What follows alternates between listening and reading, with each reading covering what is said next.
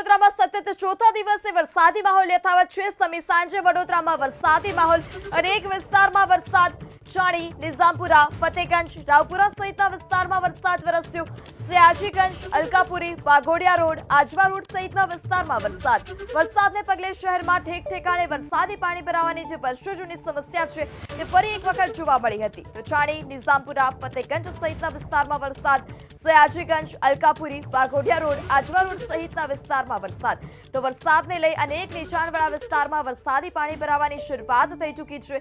સતત ચોથા દિવસે વડોદરામાં સમી સાંજે વરસાદી માહોલ, અલગ અલગ વિસ્તારમાં વરસાદી પાણી ભરાવાની પણ શરૂઆત થઈ ચૂકી છે।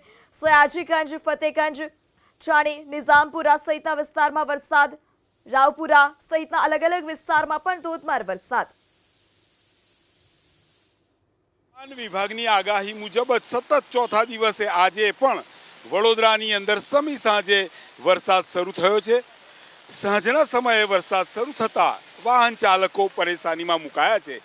ખાસ કરીને વાત કરીએ તો ટુ વ્હીલર ચાલકો, જે અત્યારે પીક અવર કહેવાય, લોકો નોકરી ધંધાથી ઘરે પરત જવા નીકળી રહ્યા છે। કેટલાક લોકો રેનકોટ તો કેટલાક લોકો છત્રીનો ઉપયોગ કરી રહ્યા છે। અત્યારે આપણે વડોદરાના નિઝામપુરા વિસ્તારમાં છીએ। વડોદરા શહેરની વાત કરીએ તો છાણી, નિઝામપુરા, ફતેગંજ, અલકાપુરી, આજવા રોડ, વાઘોડિયા રોડ, ગોરવા સહિત અનેક વિસ્તારની અંદર વરસાદ પડી રહ્યો છે। કેટલાક વિસ્તારની અંદર મુસળધાર વરસાદ પડી રહ્યો છે તો કેટલાક વિસ્તારની અંદર ધીરી ધારે વરસાદ પડી રહ્યો છે। જોઈ શકો છો આસપાસ અત્યારે ધીરે ધીરે પાણી ભરાવાના પણ શરૂ થયા છે। પાણી ભરાવાની ઘટના હવે વડોદરાની અંદર સામાન્ય બની ગઈ છે, એટલા માટે કે જે પ્રિમોન્સૂનની કામગીરી યોગ્ય રીતે થઈ નથી, વરસાદી ડ્રેનેજના અંદર યોગ્ય સાફ સફાઈ થઈ નહીં, વરસાદી કાંસમાં પણ તે જ પ્રમાણે હાલત છે।